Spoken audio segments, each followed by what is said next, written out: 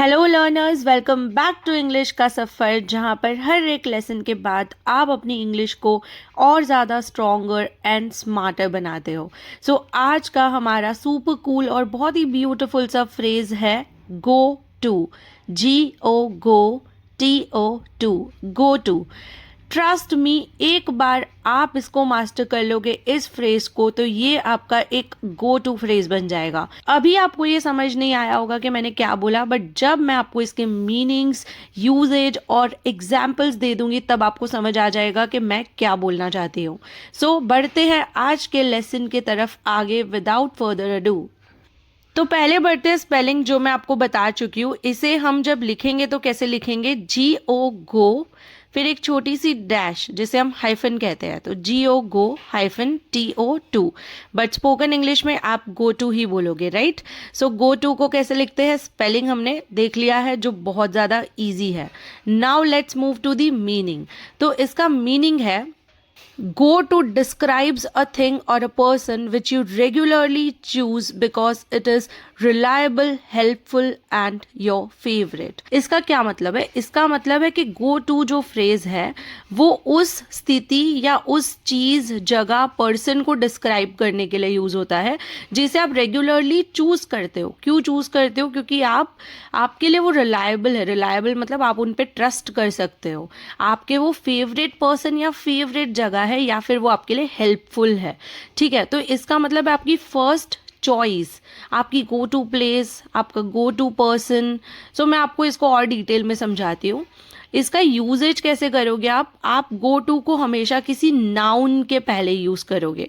किसी नाउन के पहले, किसी संज्ञा के पहले आपको गो टू को यूज करना है। क्या होता है noun, name of place, person, animal, thing, idea, ये सब नाउन होता है, राइट।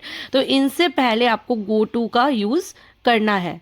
सो इसका स्ट्रक्चर कैसे रहेगा, गो टू पर्सन मतलब आप किसी व्यक्ति की बात कर रहे हो कि ये मेरे लिए, मतलब मेरी पहली प्रेफरेंस, मेरी पहली चॉइस है।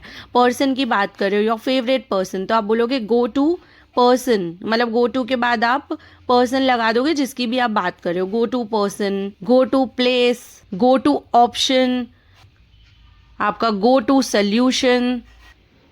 सो मैं इसके एग्जाम्पल्स देने से पहले आपको अपने तौर पे ये क्लियर करवाना चाहती हूँ। गो टू मतलब जब आपको कोई कैफ़े, मतलब आपका कोई कैफ़े है जो फेवरेट है, आपको जैसे ही माइंड में आया कि मुझे कॉफ़ी पीनी है, तो वही कैफ़े आपके माइंड में आएगा कि मुझे इसी कैफ़े में जाना है।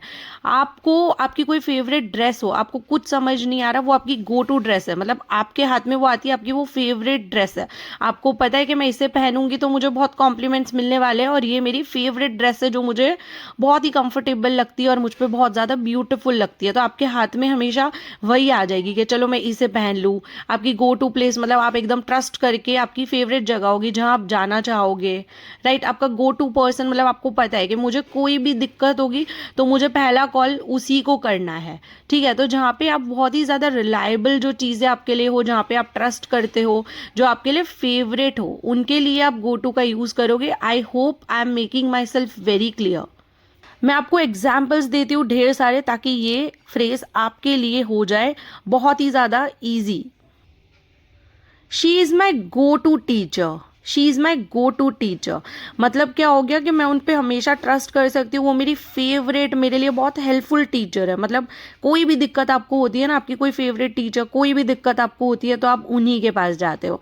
कोई एडवाइस लेनी है तो आप उन्हीं के पास जाओगे, कोई प्रॉब्लम है तो उन्हीं के पास जाओगे। She is my go to teacher.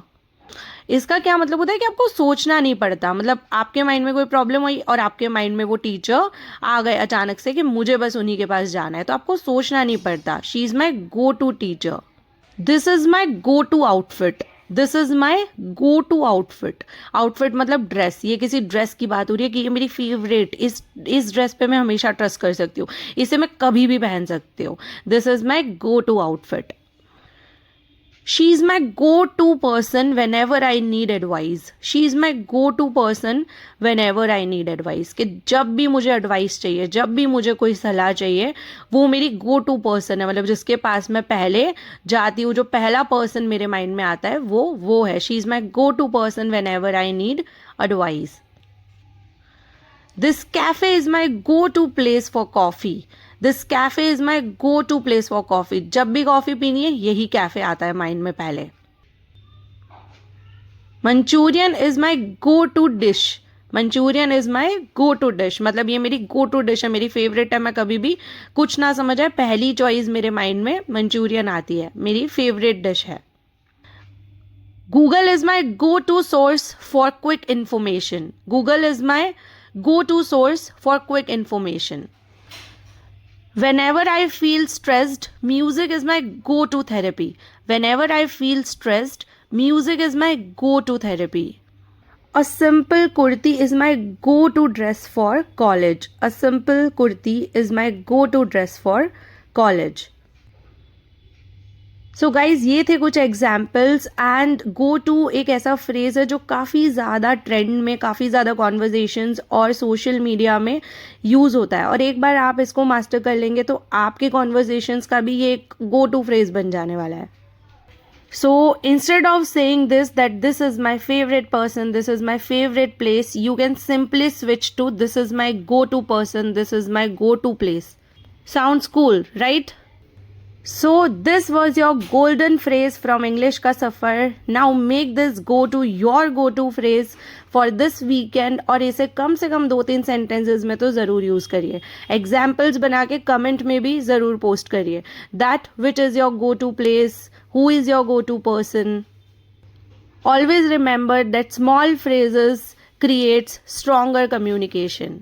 So this was a wrap up. I will meet you in the next one. Till then, keep learning English.